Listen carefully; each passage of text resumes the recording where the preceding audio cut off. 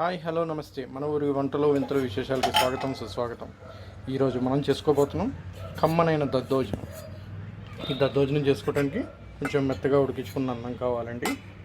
ఒక కప్పు పెరుగు, ఒక 2 పచ్చిమిరపకాయ, 2 ఎండుమిరపకాయలు, చిన్న అల్లం ముక్క, కొద్దిగా కరివేపాకు, కొంచెం మిరియాల పొడి, ఇంగువ.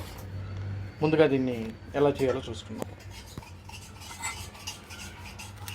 అన్నం ఏదైతే మనం తీసుకున్నామో దీన్ని ఫస్ట్ కొంచెం మెత్తగా చిదుముకోవాలండి.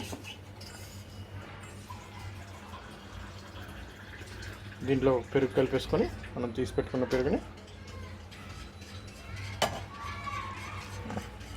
ఇలా మొత్తం కలిసే విధంగా చక్కగా కలిపేసుకోవాలన్నమాట.